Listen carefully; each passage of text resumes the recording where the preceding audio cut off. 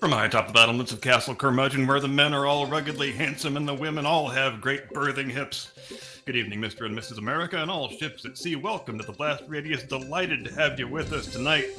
Here's your golden age of Western civilization news roundup for the week ending the 1st of August, 2025. Dateline Turnberry, Scotland, Monday, 28 August. Now, I'm just going to come right out and ask the question.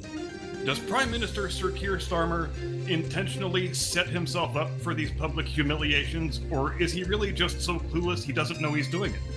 I don't claim to know which one it is, but I tend to lean toward the latter, based on the fact that he seems to always wear an expression on his face like he's a teen girl who just saw an erect penis for the first time, like everything that happens to him is the last thing he ever expected to have happen.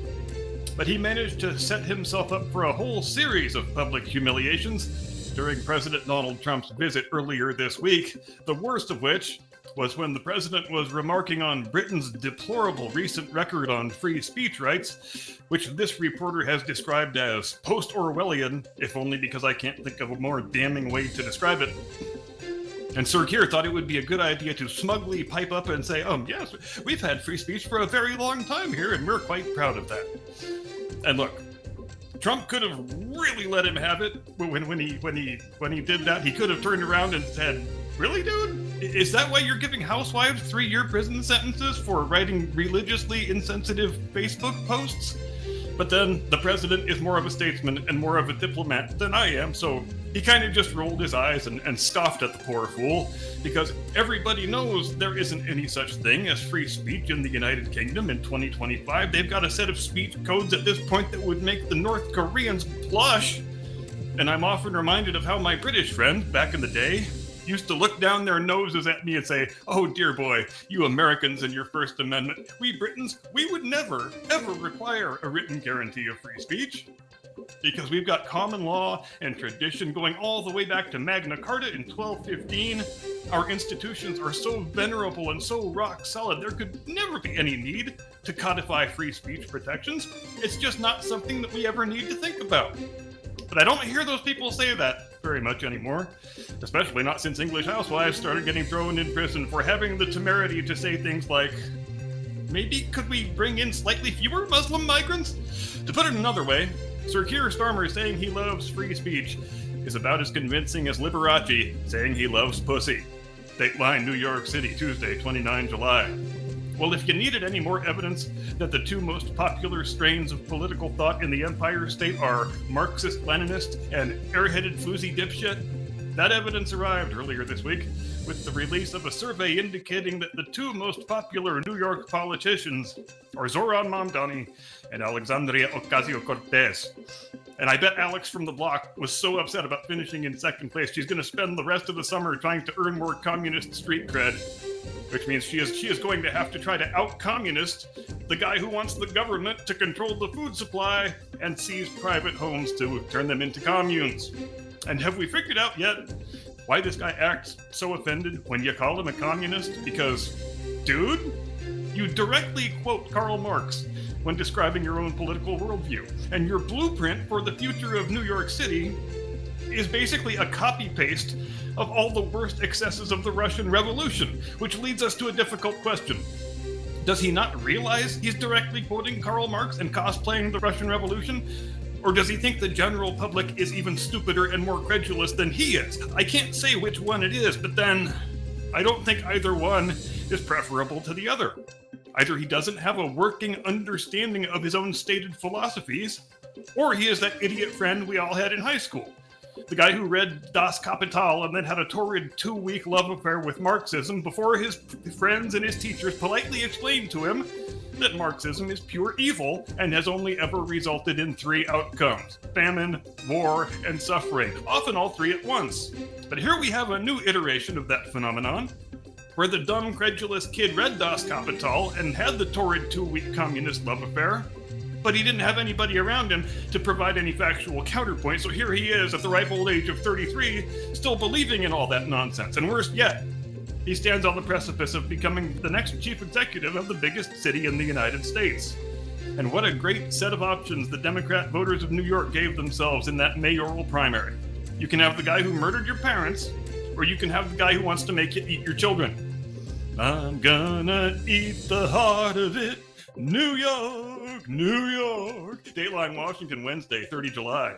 FBI Director Kash Patel revealed this week that he discovered sacks full of classified documents related to the Trump-Russia collusion hoax in a secret room in the Hoover building, which his predecessors evidently planned on destroying but never got around to it. So it goes without saying, we are really dealing with some galaxy-brained individuals here. Hey, do you remember where we left those bags of incriminating documents we were supposed to destroy? Yeah, didn't we stick them in one of the secret rooms nobody's supposed to know about? Well, yeah, but which secret room was it? Dude, I don't fucking know. That was your job. You know how many secret rooms there are in this place? You think I'm supposed to know which secret room it is? Yeah, okay, I guess you're right. And it probably doesn't matter anyway. I mean, it's not like Trump is gonna win the election and name, like, Kash Patel the FBI director or some crazy shit like that. Yeah, I know, dude, that's never gonna happen. Fani Willis and Nate Wade are gonna put that bad orange man in prison, and then Biden's gonna win a second term, and then Bob is our uncle, and it totally won't matter which secret room we lost all that incriminating evidence in. Say, you don't suppose it was the same secret room where Edgar used to keep all of his ladies' lingerie and his S&M gear, do ya? Dude, it doesn't matter which secret room it was. It's all gonna be fine. We never need to worry about any Trump people snooping around this place ever. The professionals are on the case. They're gonna stitch that guy up nice and tight. He's going to prison. And even if he doesn't go to prison, come on, it's not like the country is gonna elect a convicted felon. So we are home free. Just calm your ass down. Stop being such a whiny bitch. Let's go to lunch. And of course, you know you're dealing with very highly sophisticated practitioners of intelligence tradecraft when they stuff all of the incriminating documents into bags that are labeled burn or destroy, and then they can't destroy them because nobody kept track of which secret room they were stashed in. And stuff like that is why I am always such a stickler for Occam's razor. Never attribute to malice that which is adequately explained by incompetence. But maybe we need a sub-razor for this one, since the evidence of malice was only ever discovered due to the crippling incompetence of the idiots who were supposed to remember to destroy the evidence. It's almost enough to make one wonder, in the 90-year rotten-ass existence of the crooked-ass FBI, how much of their corruption and malfeasance did we never find out about because the guys who were supposed to burn the evidence didn't misplace the bags in the wrong secret room? I don't know what the answer is, but I guarantee you, it is not zero. Dateline New York, Thursday, 31 July. Former Senator, Vice President, and hilariously failed presidential nominee Kamala Harris, the California cackler to her friends, returned to the public stage this week to pimp a book that she claims to have written about her hilariously failed presidential campaign.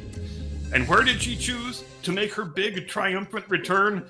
Well, she went to a show that's already been canceled.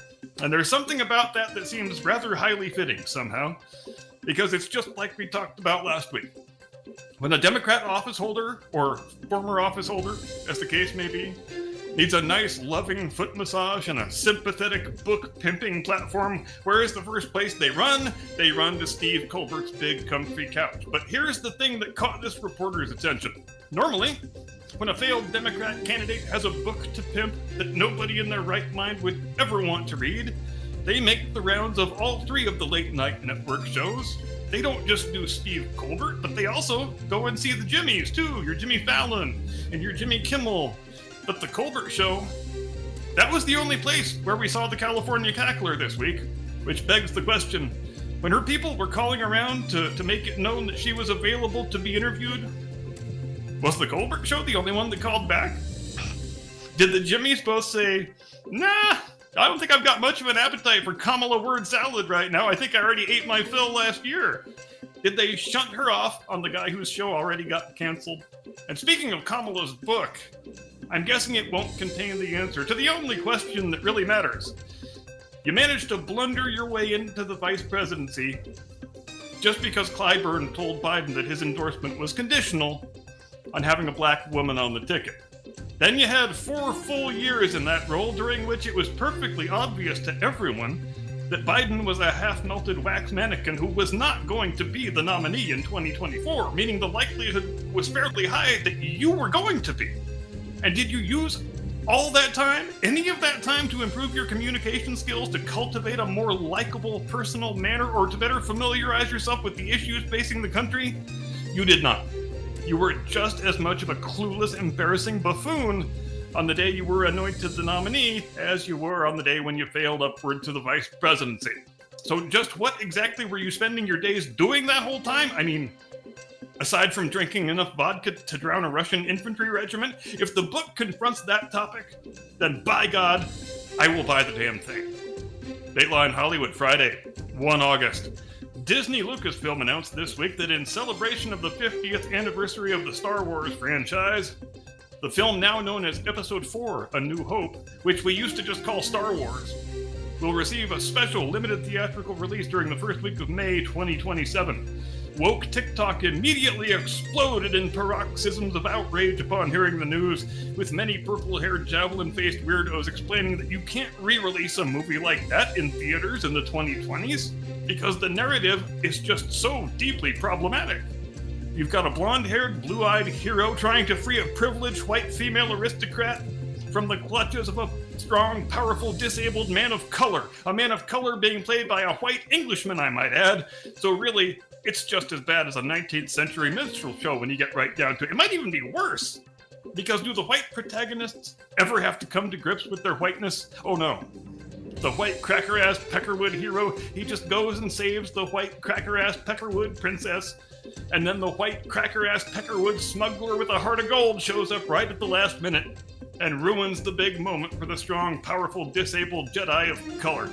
Are those the kinds of white heteronormative stories that we really want to promote in the year 2027? No, I don't think they are. If they go through with re-releasing this film and they don't make any effort to blackwash it or transwash it or fatwash it, and they are going to be in a world of trouble because it'll probably make $1 billion. Mark it down right now. Especially if they release the original, unaltered 1977 cut without any of the special edition bullshit in it. If they put that picture in theaters for a week, it will make $1 billion.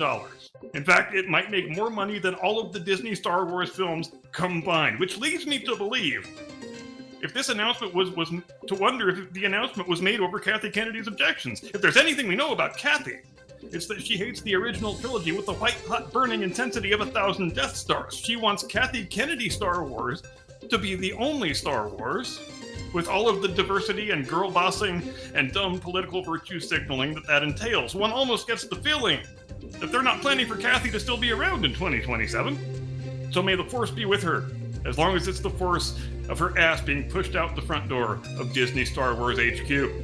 And I have run out of weekdays, so that is all I have got. I am now going to convey you into the custody of a man who needs no introduction, but I always give him one anyway. He is my illustrious colleague, your distinguished co-host, the hominid with the bominid, the one and only, your friend and mine, Mr. Caucasian Sasquatch.